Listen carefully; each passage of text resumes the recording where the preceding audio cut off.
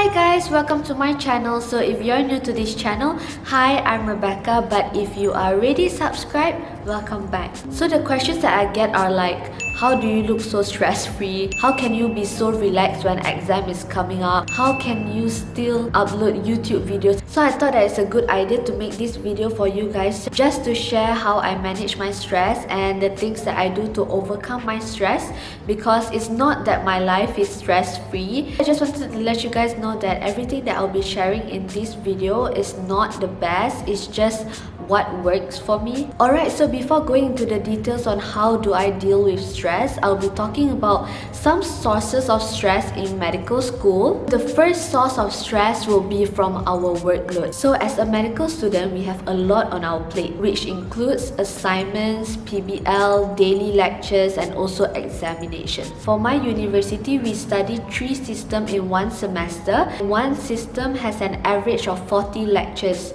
So one semester would be 40 lectures times with 3 systems, which will be 120 lectures, and that is only for one semester. Each system is only for 1 month, and we will be having an examination at the end of the system. So this is quite heavy because the lectures are not simple. One lecture can take you 3 to 4 hours to finish it, depending on how hard is it. Other than having tons of lectures, we also have PBL. So during the PBL session, we as a group will have to discuss about a case, and at the end of the discussion, we will have to come up with a number of learning outcomes to be discussed the next session. The learning outcomes are not simple. Normally we have 7 learning outcomes, and it's very detailed. Let's say we are discussing about a case based on chronic bronchitis. We will have to go in depth about the anatomy of the lungs, the pathophysiology of the chronic bronchitis, the causes of it, the symptoms, the clinical diagnosis. Everybody has to contribute in a group, so you will have to say something or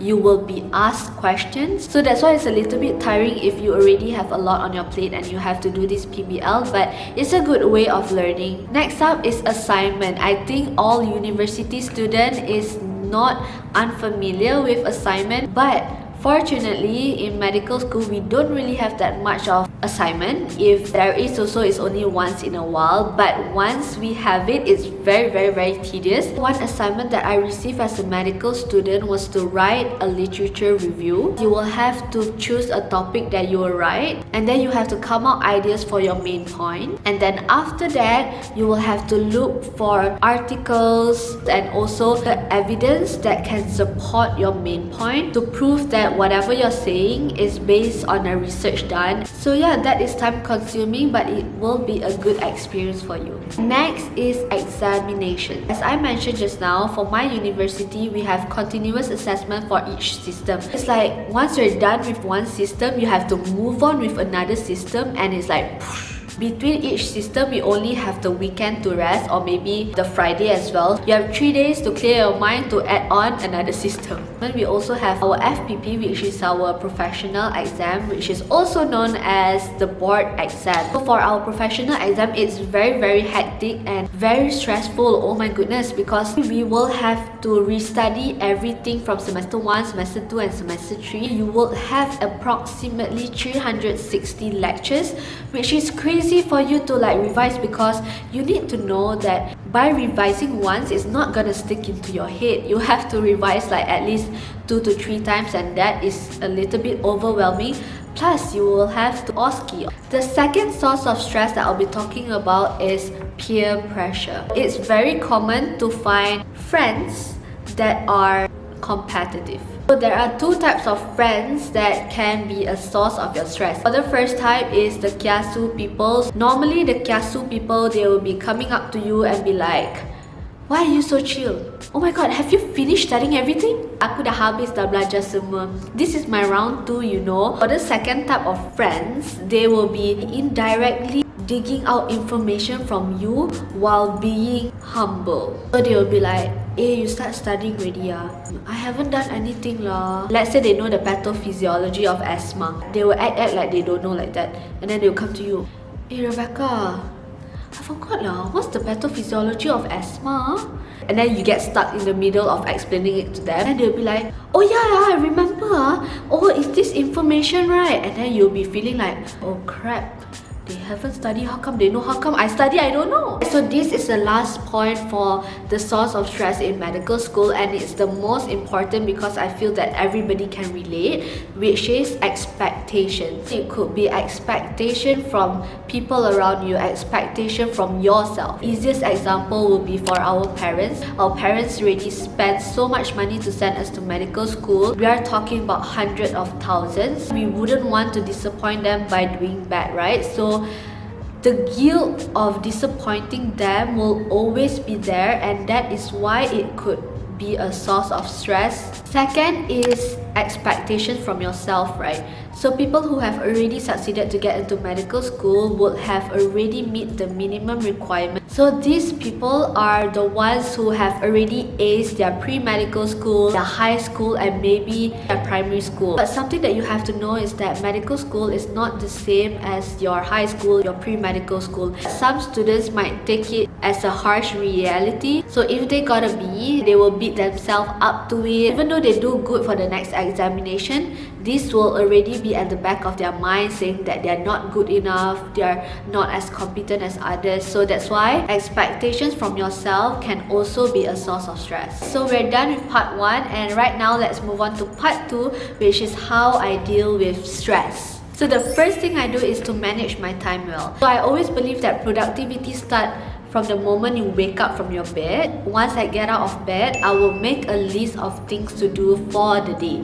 It's very important because it keeps me in check. I have a small book where every day I write down the things that I have to get done with. When I complete each task, I can manually cancel it out, which is very satisfying because it's like an accomplishment for me. I have already been doing this method for almost 3 years now. I've started since my foundation years. Even though timetable don't usually work for me, but during my semester 3, I just have so much on my plate and I just need a timetable so that I have time slots for each task, and that is really helpful because I know when to stop doing things and when to start the next task. If timetable works for you, you can use this instead of doing the list of things to do. You will have to manage your time well by getting things done as soon as possible. I like to just get started with the assignment the moment I receive it and not do it last minute, because I like to get it done once and for all and not think about it. It's always good not to do things the last minute because you will never know of what emergency will come out at that time. Also, make sure to do the things that you hate the most first. Don't do the things that you like first. If you do the things that you like first, you will somehow still think about the things that you hate at the back of your mind, and that's really disturbing.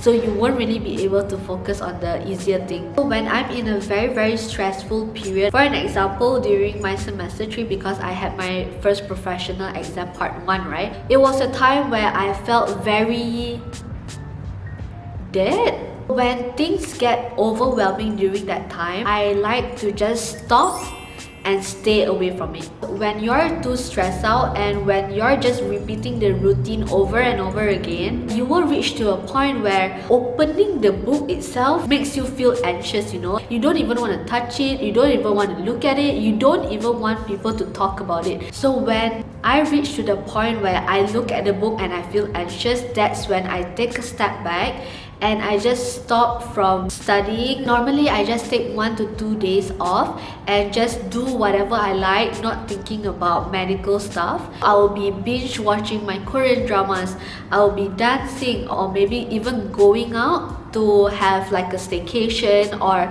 even just going shopping. Having a 1 to 2 day off is a huge thing. I will feel guilty and to the point where I will feel anxious thinking about people are studying but I'm not, you know. The guilt will always be there as a medical student who continuously study, but you will have to learn how to accept the guilt and work your way around the guilt. It's not something that you can learn overnight, it's something that you will have to get used to it. It's perfectly normal for you to take a break because, like I said, you can't be continuously studying and not get to do the things that you want.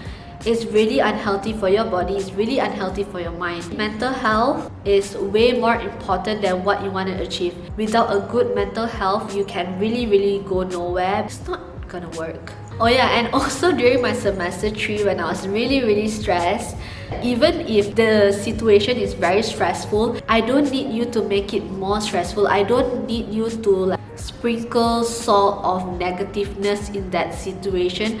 I remember during my semester 3, I uploaded a story about I need positive vibes only. If you're bringing negative vibes, please stay away from me because I don't need that right now. So yeah, that's what I did. When you tell yourself you can do this, your RAS system will be like, she got this. You know, I'm gonna shift her attention to something that makes her more positive. If you keep telling yourself negative things or you keep making a negative situation more negative, it's gonna tell your RAS system that she's thinking this way, I'm gonna show her the negative way. I'm not gonna show her the positive way, because that's how our RAS works. So the last method that I'll be sharing to you guys on how do I deal with stress is to talk to someone. Find someone to talk. It could be your family members, it could be your friends, it could be your lover, it could be someone that you don't know in real life, like influencers. Different group of people can understand you differently.